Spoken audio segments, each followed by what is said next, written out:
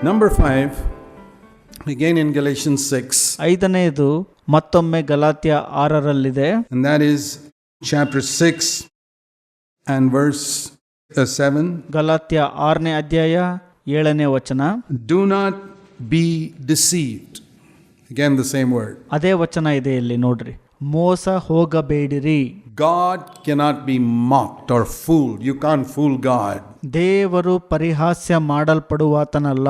ನೀವು ದೇವರನ್ನ ವಂಚಿಸಲು ಸಾಧ್ಯವಿಲ್ಲ. Whatever a man sows, that he will also reap. ಒಬ್ಬನು ತಾನು ಏನು ಬಿತ್ತುತ್ತಾನೋ ಅದನ್ನೇ ಕೊಯ್ಯುತ್ತಾನೆ. The one who keeps on sowing to his own flesh.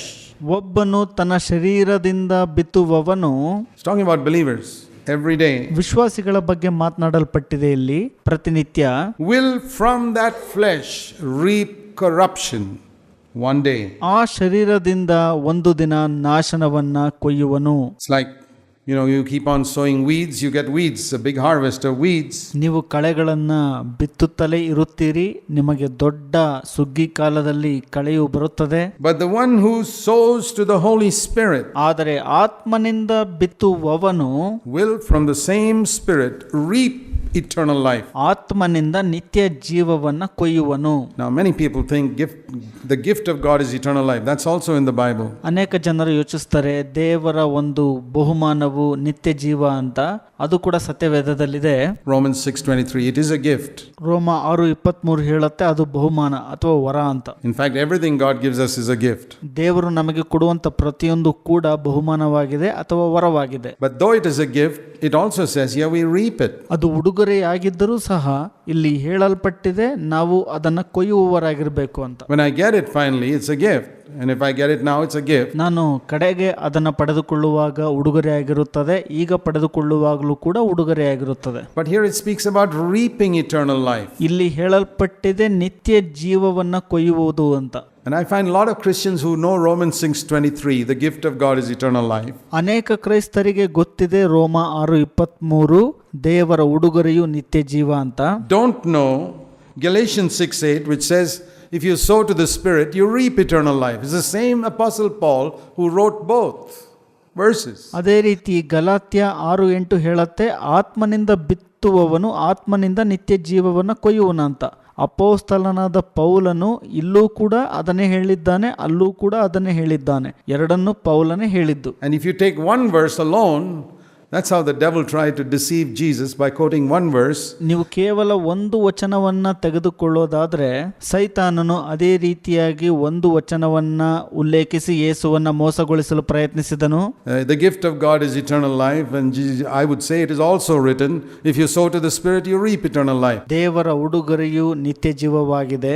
ಅದೇ ರೀತಿ ಇದು ಕೂಡ ಬರೆದಿದೆ, ಆತ್ಮನಿಂದ ಬಿತ್ತುವವನು ಆತ್ಮನಿಂದ ನಿತ್ಯ ಜೀವವನ್ನು ಕೊಯ್ಯುವನು ಅಂತ. Put it together, you get the truth. ಎರಡನ್ನು ಒಟ್ಟಾಗಿ ಇಟ್ಟಾಗ ನಿಮಗೆ ಸತ್ಯ ಸಿಗುತ್ತದೆ. So there is such a thing as reaping eternal life according to Galatians 6:8. Galatia 6:8 ಹೇಳೋ ಪ್ರಕಾರ ನಿತ್ಯ ಜೀವವನ್ನು ಕೊಯ್ಯುವುದಾಗಿದೆ. How do I get that? By sowing to the promptings of the Holy Spirit.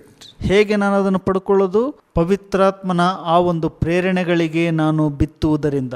If you have received the Holy Spirit, even if you have not filled with the Holy Spirit, ನೀವು ಪವಿತ್ರಾತ್ಮನನ್ನ ಸ್ವೀಕರಿಸಿಕೊಂಡಿದ್ದರೂ ಸಹ, ಇನ್ನೂ ಪವಿತ್ರಾತ್ಮನಿಂದ ತುಂಬಿಸಲ್ಪಡದೇ ಇದ್ದರೂ ಸಹ, even if you are not baptized and immersed in the Holy Spirit, if you are born again, you have the Spirit telling you. ನೀವು ಪವಿತ್ರಾತ್ಮನಲ್ಲಿ ಇನ್ನೂ ಸ್ನಾನ ಹೊಂದಿಲ್ಲ ಅಂದ್ರೂ ಕೂಡ ನೀವು ಹೊಸದಾಗಿ ಹುಟ್ಟಿದ್ರೆ ಆತ್ಮನು ನಿಮಗಿರುತ್ತಾನೆ, ಆತನು ನಿಮಗೆ ಹೇಳುತ್ತಾನೆ, my son, my daughter, don't do that. ನನ್ನ ಮಗನೇ ಮತ್ತು ಮಗಳೇ ಅದನ್ನ ಮಾಡಬೇಡ. That's wrong. ಅದು ತಪ್ಪು. You listen to those promptings. ನೀವು ಆ ಪ್ರೇರಣೆಗಳಿಗೆ ಕೇಳಿಸ್ಕೊಳ್ತೀರಾ? Nobody sees you. Little things here and there when nobody sees you. ಯಾರು ಕೂಡ ನೋಡೋದಿಲ್ಲ, ಅಲ್ಲಿ ಸ್ವಲ್ಪ ಇಲ್ಲಿ ಸ್ವಲ್ಪ ಇರುತ್ತೆ, ಯಾರು ಕೂಡ ನೋಡೋದಿಲ್ಲ ಅದನ್ನ. You listen to the promptings of the Spirit, you're sowing something. ನೀವು ಪವಿತ್ರಾತ್ಮನ ಪ್ರೇರಣೆಗಳಿಗೆ ಕಿವಿಗೊಡ್ತಾ ಇದ್ರೆ ನೀವು ಏನೋ ಒಂದನ್ನ ಬಿತ್ತುತ್ತಿರುತ್ತೀರಿ. Do you know that every time you listen to the prompting of the Spirit, you're sowing a seed. ನೀವು ಪವಿತ್ರಾತ್ಮನ ಪ್ರೇರೇಪಣೆಗಳಿಗೆ ಪ್ರತಿ ಬಾರಿ ನೀವು ಬಿತ್ತುವಾಗ ಅದು ಬೀಜವನ್ನು ಬಿತ್ತಿದ ಹಾಗೆ ಅಂತ ಗೊತ್ತಾ ನಿಮಗೆ? And how many times the Holy Spirit prompts you during the day ದಿನದಲ್ಲಿ ಎಷ್ಟೋ ಬಾರಿ ಪವಿತ್ರಾತ್ಮನು ನಿಮಗೆ ಪ್ರೇರೇಪಿಸುತ್ತಾನಲ್ಲವೇ? when you're traveling in a bus or driving on the road or sitting in the office or sitting at home or just lying in your bed daydreaming. ನೀವು ಬಸ್ನಲ್ಲಿ ಪ್ರಯಾಣಿಸುವಾಗ, ರಸ್ತೆಯಲ್ಲಿ ಹಾದು ಹೋಗುವಾಗ, ಕೆಲಸದ ಸ್ಥಳದಲ್ಲಿರುವಾಗ, ಮಲಗಿಕೊಂಡಿರುವಾಗ Little thoughts come and the Spirit says, not that. ಏನೋ ಒಂದು ಸಣ್ಣ ಯೋಚನೆ ಬರುವಾಗ ಆತ್ಮನ್ ಹೇಳ್ತಾನೆ ಆ ರೀತಿ ಆಗಲ್ಲ ಅಂತ. Or the Spirit says, do this, go and help that person. Or something, some prompting, and you do it. ಆತ್ಮನು ಹೇಳ್ತಾನೆ ಇದನ್ನು ಮಾಡು, ಆ ವ್ಯಕ್ತಿಗೆ ಹೋಗಿ ಸಹಾಯ ಮಾಡು ಅಂತ. ನೀವು ಆತ್ಮನು ಹೇಳುವುದಕ್ಕೆ ಕಿವಿಗೊಟ್ಟು ಮಾಡ್ತೀರಿ. You know what you're going to reap at the end of your life? ನಿಮ್ಮ ಜೀವಿತದ ಕೊನೆಯಲ್ಲಿ ಏನನ್ನ ಕೊಯ್ತೀರಿ ಗೊತ್ತಾ ನಿಮಗೆ? Eternal life. ನಿತ್ಯ ಜೀವವನ್ನು. What a harvest. ಎಂತಹ ಸುಗ್ಗಿ ಕಾಲ ಅದು. On the other hand, here's another person who says he's a believer and all that. ಮತ್ತೊಂದು ಕಡೆ ಮತ್ತೊಬ್ಬ ವ್ಯಕ್ತಿ ವಿಶ್ವಾಸಿ ಅಂತೆಲ್ಲ ಹೇಳ್ಕೊಂಡು ತಿರುಗಾಡ್ತಿರ್ತಾನೆ. But he sows to his flesh. ಆತನು ತನ್ನ ಶರೀರವನ್ನ ಬಿತ್ತುತ್ತಿರುತ್ತಾನೆ. Because the flesh is also there saying, hey, come on, do that. Nobody's watching. ಯಾಕಂದ್ರೆ ಶರೀರವು ಕೂಡ ಹೇಳ್ತಿರತ್ತೆ ಯಾರು ನೋಡ್ತಾ ಇಲ್ಲ, ಬಂದಿದ್ದನ್ನು ಮಾಡು ಅಂತ. Come on, nobody's watching. Nobody's watching, right? Nobody's watching. Okay. ಬಾ, ಯಾರು ನೋಡ್ತಾ ಇಲ್ಲಲ್ವಾ, ಯಾರು ನೋಡ್ತಾ ಇಲ್ಲಲ್ವಾ, ಬಂದು ಮಾಡು ಇದನ್ನ ಅಂತ ಶರೀರ ಹೇಳ್ತಿರತ್ತೆ. And you do that, do that, do that, do that. You know what you're going to reap? ನೀವು ಅದನ್ನ ಮಾಡ್ತಿರ್ತೀರಿ, ಅದನ್ನ ಮಾಡ್ತಿರ್ತೀರಿ. ನೀವು ಏನನ್ನ ಬಿತ್ತುತ್ತೀರಿ ಗೊತ್ತಾ? I'll tell you what you're going to reap. ನೀವು ಏನನ್ನ ಬಿತ್ತುತ್ತಿರುತ್ತೀರಿ ಅಂತ ನಾನು ನಿಮಗೆ ಹೇಳ್ತಾನೆ. Corruption. ಭ್ರಷ್ಟತೆ. Corruption. ಭ್ರಷ್ಟತೆ. The one who plants selfishness. ಯಾರು ಸ್ವಾರ್ಥತೆ ಎಂಬ ಸಸಿಯನ್ನ ನೆಡುತ್ತಾನೋ, It's a message Bible says, the one who plants selfishness to sow to the flesh. Message Bible ಅನುವಾದ ಈ ರೀತಿಯಾಗಿ ಹೇಳುತ್ತೆ, ಯಾರು ಸ್ವಾರ್ಥತೆ ಎಂಬ ಸಸಿಯನ್ನ ನೆಡುತ್ತಾನೋ ಅಂದರೆ ಶರೀರವನ್ನು ಬಿತ್ತುತ್ತಾನೋ, is to sow to your own selfish desires, ignoring God, ignoring other people. Think just of yourself. ನೀವು ಸ್ವಾರ್ಥ ಬಯಕೆಗಳನ್ನ ಕೊಯ್ಯುತ್ತಿರುತ್ತೀರಿ. ನೀವು ದೇವರನ್ನ ನಿರ್ಲಕ್ಷ್ಯ ಮಾಡ್ತೀರಿ, ಮನುಷ್ಯರನ್ನ ನಿರ್ಲಕ್ಷ್ಯ ಮಾಡ್ತೀರಿ, ನಿಮ್ಮ ಬಗ್ಗೆ ಮಾತ್ರ ನೀವು ಯೋಚನೆ ಮಾಡ್ಕೊಳ್ತಿರ್ತೀರಿ. Selfishly sow to yourself, one day you reap a huge harvest of corruption. ನೀವು ಸ್ವಾರ್ಥತೆಯಿಂದ ಬಿತ್ತುತ್ತೀರಿ, ಒಂದು ದಿನ ಸುಗ್ಗಿ ಕಾಲದಲ್ಲಿ ನೀವು ಭ್ರಷ್ಟತೆಯನ್ನ ಕೊಯ್ಯುವವರಾಗಿರುತ್ತೀರಿ. And that's why you find the difference between two believers who are both born again on the same day 10 years later. You see a tremendous difference between them. Why is that? ಅದಕ್ಕಾಗಿ ನೀವು ವ್ಯತ್ಯಾಸವನ್ನ ಕಾಣುತ್ತೀರಿ. ಒಂದೇ ದಿನ ಹೊಸದಾಗಿ ಹುಟ್ಟಿದಂತ ಇಬ್ಬರು ವಿಶ್ವಾಸಿಗಳಲ್ಲಿ 10 ವರ್ಷದ ನಂತರ ಬಹಳಷ್ಟು ದೊಡ್ಡ ವ್ಯತ್ಯಾಸ ಅವರಿಬ್ಬರ ಮಧ್ಯದಲ್ಲಿ ಇರುತ್ತದೆ. Because in secret one was sowing to the spirit and in secret the other was sowing to the flesh.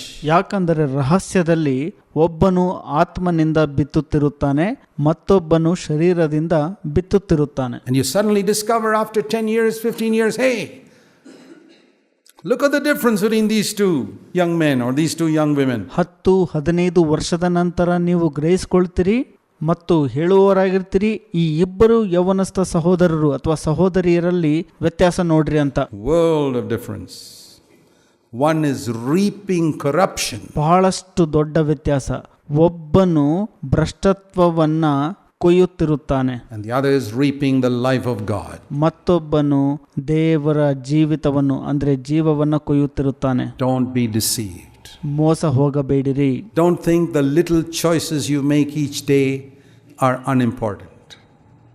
Everything is a seed. ಯೋಚಿಸಬೇಡ್ರಿ, ಪ್ರತಿನಿತ್ಯ ನೀವು ಆಯ್ಕೆ ಮಾಡುವಂತ ಸಣ್ಣ ವಿಷಯಗಳು ಕೂಡ ಮುಖ್ಯವಲ್ಲ ಅಂತ.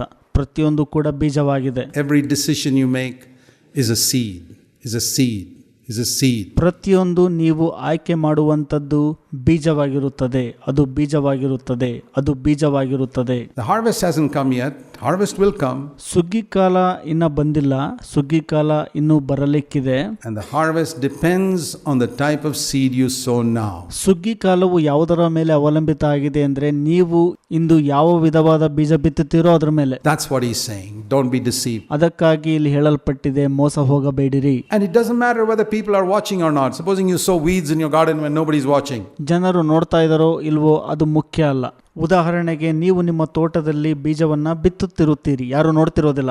Will it make a difference? ಅದು ಏನಾದರೂ ವ್ಯತ್ಯಾಸ ತರುತ್ತಾ ಅಲ್ಲಿ? So what if nobody is watching? You're going to get a harvest of weeds even then. ಯಾರು ನೋಡ್ಲಿಲ್ಲ ಅಂದ್ರೂ ಕೂಡ ಸುಗ್ಗಿ ಕಾಲದಲ್ಲಿ ನೀವು ಕಳೆಯನ್ನ ಕೀಳುವವರಾಗಿರ್ತೀರಿ. And if you sow good wheat in your field when nobody is watching, you're going to get a good harvest. ಯಾರು ನೋಡದೇ ಇರುವಾಗ ನಿಮ್ಮ ಭೂಮಿಯಲ್ಲಿ ಒಳ್ಳೆಯ ಗೋಧಿಯನ್ನು ಬಿತ್ತಿದರೆ ಒಳ್ಳೆ ಸುಗ್ಗಿ ಕಾಲ ನಿಮಗೆ ಬರುತ್ತದೆ. It's got nothing to do with whether people watch you or not.